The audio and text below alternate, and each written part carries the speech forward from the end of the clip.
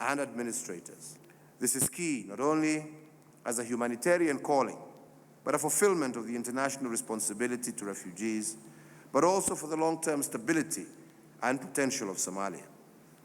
This would not be easy, but I believe that we have a rare opportunity to capitalize on goodwill that prevails in Somalia following my election. Most importantly, we have to launch an investment scheme for resettlement refugees and IDPs so that they can restart and sustain their livelihood. Right, let's stay in Somalia, and this month marks a decade since the forces of the African mission in Somalia set foot inside the country to counter the Shabaab terror group. Now, the African Union has begun the process of safely pulling out troops from the 5 contributing countries with the hopes that the lasting peace will be spearheaded by internal forces within Somalia federal government. KTN's Timothy Otieno has just returned from Somalia with the following report. Somalia's capital city, Mogadishu, is slowly but surely regaining peace for a city that just a few years ago hosted the region's most dreaded terror group. But not until these men and women from the Amison peacekeeping troops set foot inside Somalia back in March 2007 did the battle to redeem a country that underwent 2 decades of civil strife begin. And now the African Union says it's time troops exited the battlefront and went back home to their respective countries. This engagement and conversation is ongoing, but where we stand as African Union, we really want to hear more from the government of Somalia on the way forward and want them to have the energy they need, and we'll be able to give the backup.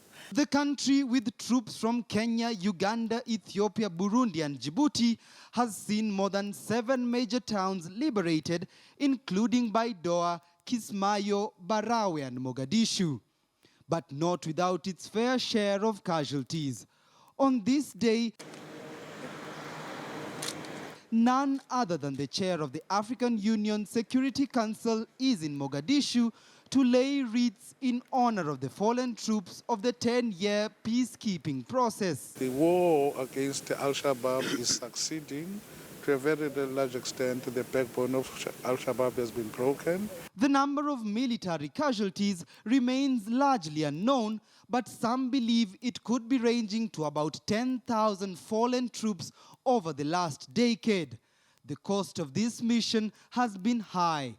Even though towns like Mogadishu have less than 10% of its control still under Al-Shabaab's grasp, that has not stopped the group from conducting sporadic attacks within the capital, with the latest one just 3 days ago when a suicide bomber detonated a car bomb near the presidential palace. What you see, those are kicks of a dying horse, and I mean it. That's why they no longer have territories that they control. They have no capacity to push back the SNA and the Amison forces. The city of Mogadishu falls under Sector 1 of the Amison peacekeeping forces that is mostly managed by the Uganda People's Defense Forces, consisting of over 3,000 men and women. Now, using such armored vehicles, they conduct regular patrols both day and night to ensure peace and security within Somalia's capital.